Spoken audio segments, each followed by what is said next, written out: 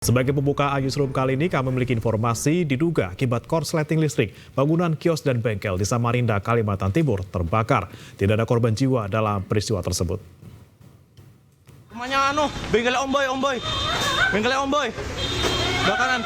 Cepeti. Menerima TKP, tes tubun, segera. Pemadam, segera pemadam. Kebakaran melanda bangunan kios dan bengkel yang berada di Jalan KS Tubun, Samarinda Ulu. Api yang diduga berasal dari lantai 2 bangunan dengan cepat membesar hingga menghanguskan hampir seluruh bangunan kios dan bengkel. Petugas pemadam kebakaran dan juga relawan berjibaku memadamkan api. Sejumlah mobil tangki dan mesin portable digunakan untuk memadamkan api yang semakin membesar. Setelah 1 jam, api berhasil dipadamkan. Kebakaran diduga akibat hubungan pendek arus listrik. Terbakar 1 buah bengkel dan 8 kamar mes. Awal api seperti apa, Pak? Awal api dapat dengar informasi daripada pemilik yang di kamar atas. Tidak ada korban jiwa dalam peristiwa ini, sementara polisi masih menyelidiki terkait penyebab kebakaran. Dari Samarinda, Kalimantan Timur, Ardi Wirya, iNews melaporkan. Sementara itu, seorang petugas pemadam kebakaran di Depok, Jawa Barat tewas saat bertugas. Korban tewas karena sesak napas saat memadamkan api kebakaran di rumah potong ayam Pasar Cisalak.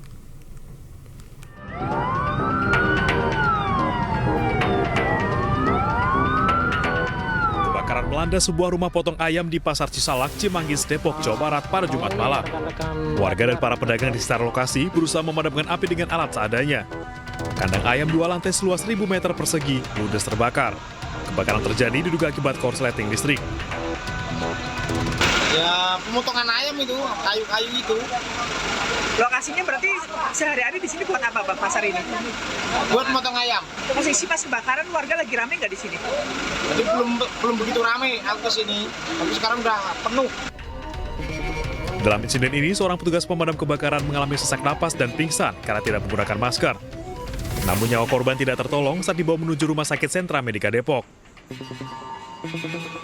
Jadi pas masuk ke ambulan itu sempat ngobrol dengan Irfan. Itu sempat ngobrol seperti biasa. Tapi tiba di perempatan dia tergeletak. Jadi rebah badannya, tapi sangat tiba-tiba. Jadi Irfan itu sendiri panik. Jadi dia minta tolong ke supir, tolong dicek gitu. Apakah yang bersangkutan masih ada Pak atau bagaimana gitu ya. Dan ternyata jam 21.35 kami terima kabar yang sangat menyedihkan. Kebakaran berhasil dipadamkan 2 jam kemudian. Usai 10 unit mobil dan 40 personel pemadam kebakaran Kota Depok diterjunkan ke lokasi. Dari Depok, Jawa Barat, Yung Rizky, iNews melaporkan. Presiden kelima RI sekaligus Ketua Umum PD Perjuangan Megawati Soekarno Putri tidak akan menghadiri pelantikan Presiden terpilih Prabowo Subianto pada Minggu besok. Rencana pertemuan Megawati Prabowo yang sebelumnya mencuat juga belum terlaksana hingga kini.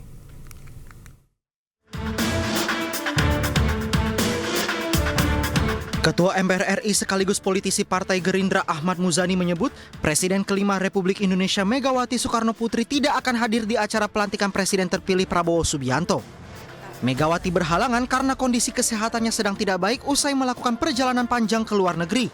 Kabar absennya Megawati ini disampaikan oleh Ketua Fraksi PDIP di MPR Ahmad Basarah. Kemudian undangan dengan Presiden kelima, Ibu Mega sudah kami sampaikan, dan undangan dari tanda terima kami sudah sampai ke alamat beliau. Namun dari keterangan yang kami dapatkan, posisinya Ibu Mega baru saja tiba dari perjalanan lawatan ke Uzbekistan, menapak tilas perjalanan Bung Karno ke makam Imam Bukhari dan Masjid Biru di St. Petersburg, Rusia. Itu adalah perjalanan Bung Karno ketika itu untuk membuka makam Imam Bukhari dan Masjid Biru di St. Petersburg. Perjalanan yang panjang dan dibukarnya makam Imam Bukhari menyebabkan ibu kondisinya kurang fit dan flu. Maka ibu memutuskan untuk beristirahat.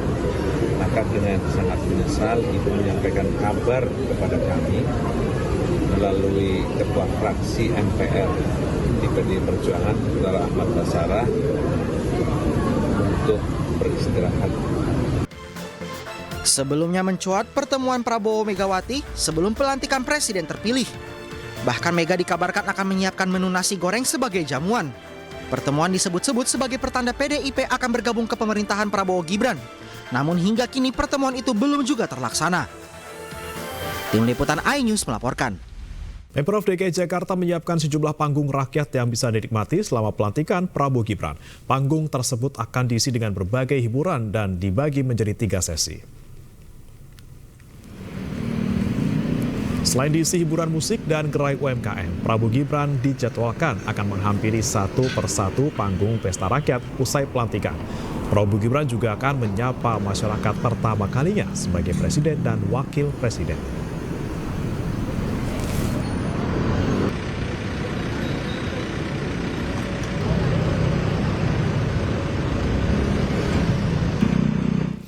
Dan bagaimana persiapan pelantikan presiden dan juga wakil presiden terpilih Prabowo Gibran? Sudah ada rekan Henry Aprila yang melaporkan langsung dari Bundaran HI Jakarta. Selamat malam Henry, sejauh apa persiapan untuk pesta rakyat di Bundaran HI sekarang? Ya baik, selamat malam Bre dan juga pemirsa.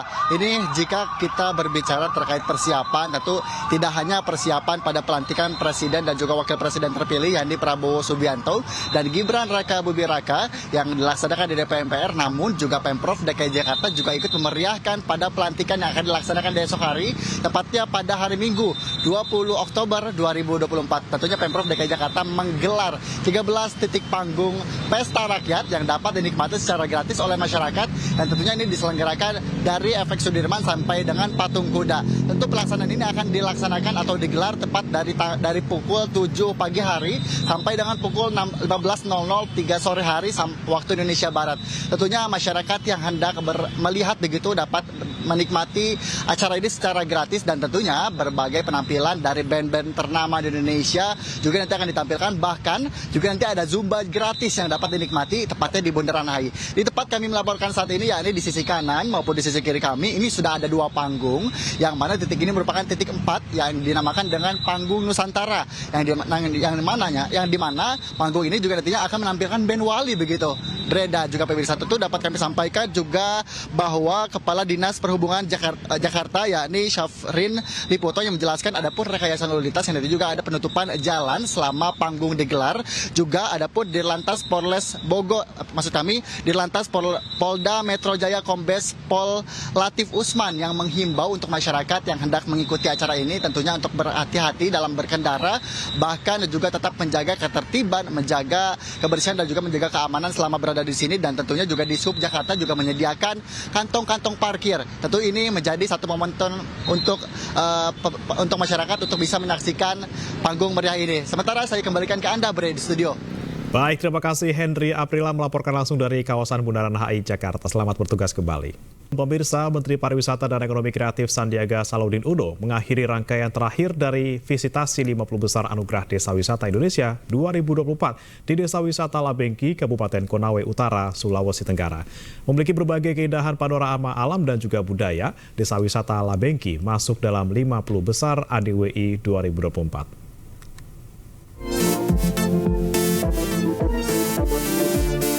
Desa Wisata Labengki di Kabupaten Konawe Utara, Sulawesi Tenggara menawarkan berbagai pesona alam yang indah, kentalan budaya serta adat istiadat yang masih melekat di dalamnya dan dapat memanjakan para wisatawan saat berlibur. Desa wisata unggulan yang indah ini menutup perjalanan Menparekraf Sandiaga Uno mengelilingi 50 desa wisata terbaik dalam ajang Anugerah Desa Wisata Indonesia tahun 2024. Saya sendiri melihat bahwa Labengki ini punya peluang karena lengkap destinasinya. Ada yang alam, ada juga yang budaya, tapi juga ada sejarah, karena tadi diberitahu aspek sejarah oleh Habib kita. Mudah-mudahan Labengki bisa menarik banyak wisatawan dan membuka peluang usaha dan lapangan kerja yang luas bagi masyarakat di Konawe. Untuk mengembangkan kawasan pariwisata dan ekonomi kreatif di Sulawesi Tenggara, Menparekraf juga menggelar bincang santai bersama pegiat parekraf di Kota Kendari. Dalam pertemuan ini, Sandiaga menampung aspirasi dan masukan untuk kemajuan industri parekraf di Sulawesi Tenggara. Kemenparekraf siap melakukan evaluasi serta menindaklanjuti berbagai potensi destinasi wisata di Sulawesi Tenggara agar lebih maju dan dapat meningkatkan kunjungan wisatawan. Dari Sulawesi Tenggara, Febriana Tameng, iNews melaporkan. Menparekraf Sandiaga Salahuddin Uno mengapresiasi peluncuran Tourist Information Center Digital Nusantara di Gedung Sabta Pesona, Jakarta. Inovasi platform digital ini mampu mendatangkan kemajuan potensi pariwisata dan ekonomi kreatif di Indonesia. Dalam menghadirkan kemajuan di bidang pariwisata dan ekonomi kreatif, Sandiaga Uno terus mendorong inovasi dan kolaborasi dalam tubuh Kemenparekraf dengan peluncuran platform Tourist Information Center Digital Nusantara yang dapat dimanfaatkan untuk mempromosikan potensi pariwisata dan ekonomi kreatif di tanah air, serta sebagai pusat informasi pariwisata berbasis teknologi akan memberikan kemudahan dalam merencanakan perjalanan dengan lebih leluasa. Ini langsung ada di beberapa tempat dan kita perbaiki terus isinya. Jadi destinasi, transportasi, deal-deal yang bagus. Jadi it's ongoing sebetulnya. Jadi teman-teman tidak ada alasan untuk tidak tahu apa sih tempat menarik di Indonesia. Jadi adanya di sini. Jadi tinggal klik. Informasi berbasis QR Code dan akan memudahkan wisatawan mengakses informasi tentang paket wisata dan lain sebagainya. Dan saya harap ke depan ini akan mendukung kebangkitan pariwisata dan ekonomi kreatif kita. Di penghujung masa jabatannya, Menparekraf Sandiaga Salahuddin Uno juga menyampaikan salam perpisahan kepada jajaran pegawai Kemenparekraf dan para jurnalis. Saya mohon maaf juga kalau melakukan khilaf dan salah, dan dari lubuk hati yang paling dalam saya berharap kerjasamanya akan berlanjut dan terima kasih atas kolaborasinya. Selain memudahkan wisatawan untuk mengakses tujuan wisata melalui platform TIC Digital Nusantara, geliat pariwisata dan ekonomi kreatif di tanah air diharapkan semakin meningkat pesat. Dari Jakarta, Fakih Satrio, iNews melaporkan. Pariwisata Indonesia berhasil menorehkan prestasi dan dipandang di mata dunia. Lalu bagaimana Sandiaga Uno selaku Menteri Pariwisata dan Ekonomi Kreatif mencapai prestasi tersebut dan apa harapan Sandiaga pada menteri selanjutnya? Kita simak perbincangan rekan Diandra Mukni dengan Menteri Pariwisata dan Ekonomi Kreatif Sandiaga Salahuddin Uno berikut ini. Pemirsa, pariwisata Indonesia meraih prestasi gemilang berdasarkan Travel and Tourism Development Index yang dirilis oleh World Economic Forum.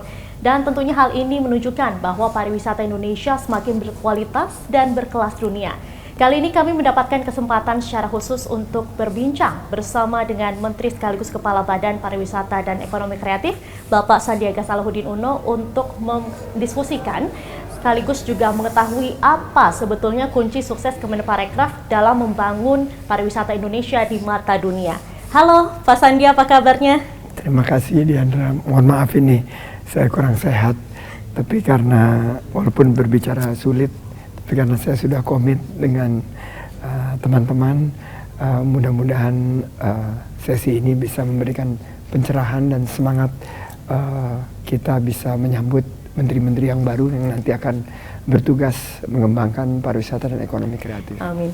Pak Sandi, sebelumnya kami mengucapkan selamat kepada pencapaian Indonesia ini kan sudah mendapatkan prestasi begitu di ajang industri pariwisata yang bahkan ini mengalahkan Thailand, kemudian Tiongkok dan juga Jepang. Kemudian Pak, apabila kita ulas kembali ke masa-masa pandemi, sektor pariwisata ini kan cukup terpuruk. Bagaimana sebetulnya Pak Kemenparekraf ini bisa melakukan percepatan untuk sektor pariwisata, untuk pemulihannya sendiri itu seperti apa? Ya Diandra, jadi saat saya ditunjuk kita lagi pada situasi yang sangat memprihatinkan.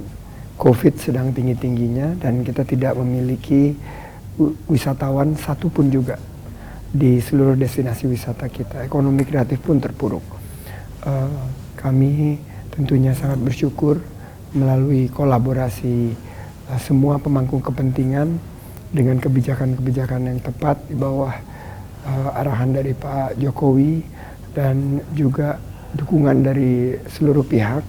Sekarang pariwisata kita sudah bisa bangkit pulih melebihi dari segi kualitas dan keberlanjutan sebelum pandemi.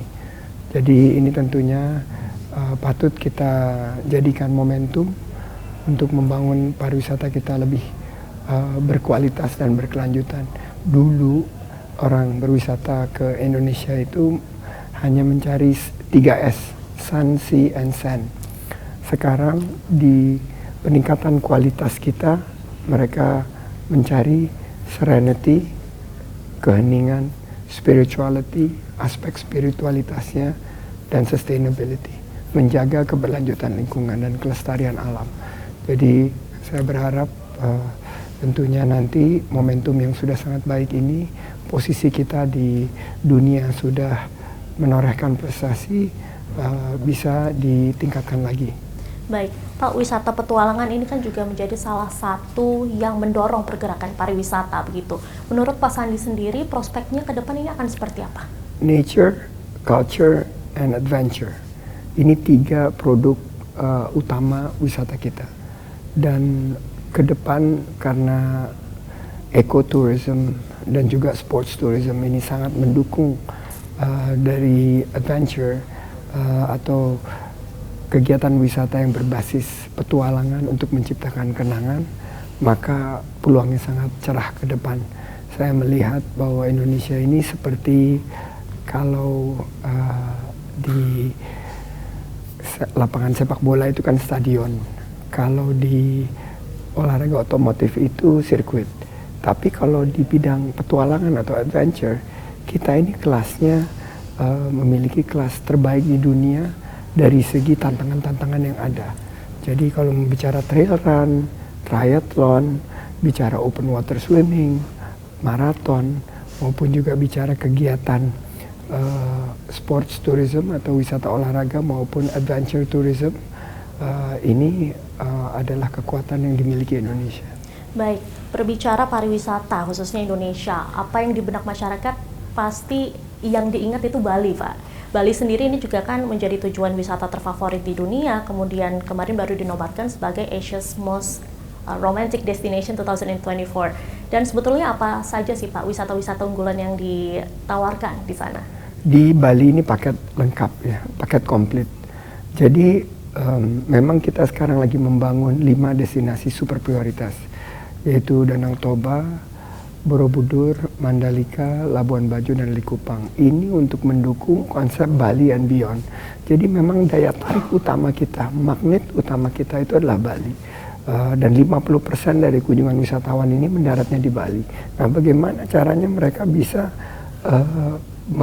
ikut mempertimbangkan memperpanjang kunjungannya dengan mereka mengunjungi destinasi lainnya. Dan konsep ini sekarang sudah mulai terbangun, banyak yang datang ke Bali, juga berkunjung ke Borobudur, ke Lombok, ke Labuan Bajo, malah ada yang ke Sumba juga. Jadi Bali memiliki alam yang indah, budaya yang megah, juga petualangan yang meriah. Dan kita harus mampu untuk meratakan kunjungan wisatawan di Bali ini, bukan hanya di Bali Selatan, tapi juga di Bali Utara, Bali Barat, dan Bali Timur. Itu tugas berat nanti yang akan diemban di pemerintahan yang mendatang. Baik, sebagaimana yang kita tahu kan saat ini sedang masa transisi dari pemerintahan Pak Jokowi, kemudian sekarang ke pemerintahannya Pak Prabowo Subianto. Untuk masa transisi sendiri, Kemenparekraf strateginya seperti apa Pak, agar pembangunan atau di sektor pariwisata ini bisa terus berkelanjutan? Jadi Pak Prabowo Subianto mengusung tema keberlanjutan. Berarti semua program-program Pak Jokowi yang sukses akan dilanjutkan. Nah, oleh karena itu program di bidang pariwisata Pak Jokowi yang sangat menonjolnya adalah 5 destinasi super prioritas. Ada juga program proyek strategis nasional di PIK 2, ada kawasan ekonomi khusus, ada desa wisata, juga ada produk-produk wisata lain yang berkaitan dengan wellness dan medical tourism. Sementara di ekonomi kreatif, ini kita sangat kuat dalam apresiasi kreasi Indonesia, dalam penciptaan lapangan kerja, juga dalam meningkatkan ekspor ekonomi kreatif kita. Dan juga nilai tambah dari ekonomi kreatif kita kan sekarang sudah 3 besar dunia.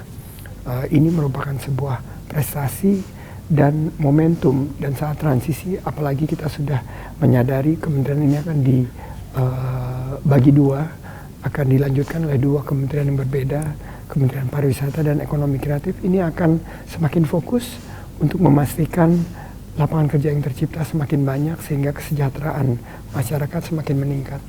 Baik, tadi kan Bapak sempat menyinggung soal medical tourism, di mana wisata kesehatan ini juga lumayan gencar diserukan oleh Kemenparekraf begitu, dan ini juga menjadi menarik bagi masyarakat yang biasanya kalau mau berobat itu malah ke luar negeri, katakanlah di Singapura atau ke Malaysia seringnya. Nah, untuk wisata kesehatan di Indonesia sendiri, seberapa jauh sih Pak minat masyarakat? 175 triliun rupiah lebih, hampir 2 juta masyarakat kita mendapatkan layanan kesehatan di luar negeri. Padahal kita bisa sehat dan bugar di negeri sendiri. Oleh karena itu kami melakukan kerjasama dengan Kementerian Kesehatan untuk mengembangkan health tourism. Dan sekarang kita sudah memiliki kawasan ekonomi khusus di Sanur yang fokus kepada kesehatan, dan sekarang sedang digagas juga di Batam dan di wilayah Jabodetabek. Harapannya agar masyarakat kita bisa mendapatkan layanan kesehatan terbaik di bidang-bidang tertentu oleh ekosistem kesehatan kita. Dan kita juga sudah melihat ada beberapa layanan kesehatan yang sangat kita memiliki keunggulan, seperti kesehatan gigi, perawatan kecantikan dan lain sebagainya. Ini bisa digunakan untuk menarik wisatawan mancanegara untuk berwisata kesehatan ke Indonesia. Baik, terkait kampanye Wonderful Indonesia sendiri Pak, mungkin terakhir pesan Pak Sandi untuk masyarakat Indonesia maupun juga pemirsa yang saat ini sedang menonton, bagaimana Pak, khususnya terkait dengan di Indonesia aja dan juga beli kreatif lokal. Silakan Pak. Bangga berwisata di Indonesia dan bangga buatan Indonesia. Itu yang terus kami dorong. Memang banyak tantangan, tapi percayalah pemerintah ke depan akan fokus untuk menjadikan pariwisata kita berkualitas dan berkelanjutan, ekonomi kreatif kita yang inklusif, yang bernilai tambah dan berkemajuan. Baik, sebagai penutup nih Pak Sandi, kalau lagi ada Pak Sandi kurang lengkap kalau nggak ada pantun. Oke, boleh Pak pantunnya terakhir boleh Pak. Oke, ini pantun keandalan kita ya. Jalan-jalan ke Tanah Abang. Cakep Pak. Jangan lupa membeli bubur. Pariwisata kita sekarang semakin berkembang. Ayo, jadikan rakyat Indonesia makmur. Baik, terima kasih banyak Pak Sandiaga Uno selaku Menteri Pariwisata dan Ekonomi Kreatif sekaligus Kepala Badan Pariwisata dan Ekonomi Kreatif sudah bergabung bersama kami di iNews. Dan pemirsa, tentunya kita berharap semua bahwa pariwisata Indonesia bisa terus maju, terus berkualitas dan dipandang di kelas dunia. Kemudian juga masyarakat yang ingin berwisata bisa di Indonesia aja, dan juga jangan lupa untuk beli kreatif lokal. Akhir kata, saya Diandra Bukti pamit undur diri. Terima kasih dan sampai jumpa.